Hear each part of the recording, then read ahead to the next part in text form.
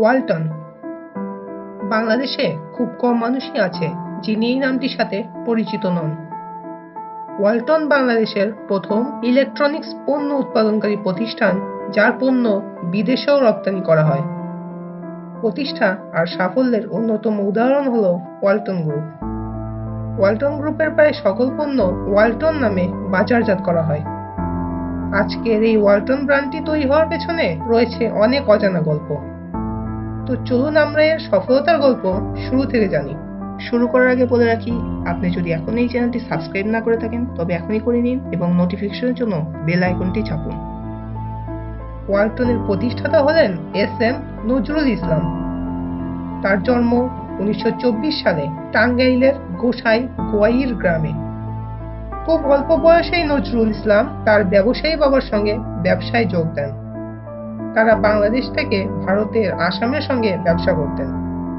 1971 সালে বাংলাদেশ স্বাধীন হলে তিনি পৃথক ব্যবসা শুরু করেন এবং আরবি গ্রুপ নামে একটি প্রতিষ্ঠান তৈরি করেন। আরবি নামটি রেজভি অ্যান্ড ব্রাদার্স থেকে এসেছে। রেজভি তার বড় ছেলের নাম। তিনি 5 ছেলে ও 2 মেয়ের পিতা এবং তার ছেলেরা সবাই ওয়ালটন গ্রুপের সঙ্গেই জড়িত। কিন্তু এই ওয়ালটন নামটি কিভাবে এলো? নজরুল ইসলাম তার ছেলেদের সাথে কোম্পানির নাম নিয়ে আলোচনা করেন। এক পর্যায়ে সম্পূর্ণ পারিবারিক সিদ্ধান্তের মাধ্যমে ওয়ালটন এবং মার্সেল নাম দুটি পছন্দ করা হয়। প্রথম দিকে ওয়ালটন নামেই তাদের ইলেকট্রনিক ব্যবসা শুরু হয়। ওয়ালটন বর্তমানে মোটরস, মোবাইল এবং ইলেকট্রনিক্স এই 3 বিভাগে তাদের পণ্য উৎপাদন করে থাকে। অটোমোবাইল ও ইলেকট্রনিক্স ব্যবসায় ওয়ালটন সবচেয়ে বেশি আয় করে।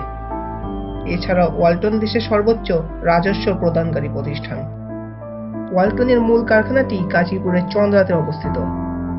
এতে বর্তমানে প্রায় 30,000-এরও বেশি কর্মী কাজ করে। চন্দ্রে অবস্থিত কারখানাটিতে refrigerator, freezer, motorcycle, AC, TV ও বিভিন্ন ধরনের হোম অ্যাপ্লায়েন্স যেমন রাইস কুকার, ব্লেন্ডার ইত্যাদি তৈরি করা হয়। ওয়ালটন মোবাইল হচ্ছে ওয়ালটনের সর্বোচ্চ বিক্রিত পণ্য। এটি অ্যান্ড্রয়েড অপারেটিং সিস্টেমের স্মার্টফোন তৈরি করে।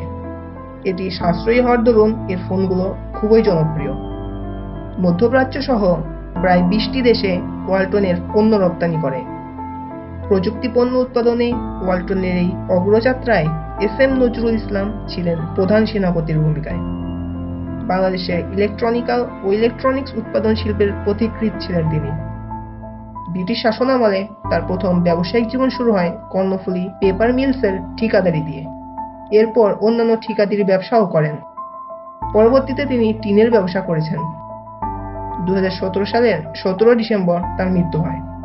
ভিডিওটি ভালো লাগলে লাইক দিন। এমন ভিডিও আরও পেতে চ্যানেলটি সাবস্ক্রাইব করুন। আপনার মহামূল্যবান সময় দেওয়ার জন্য অসংখ্য ধন্যবাদ।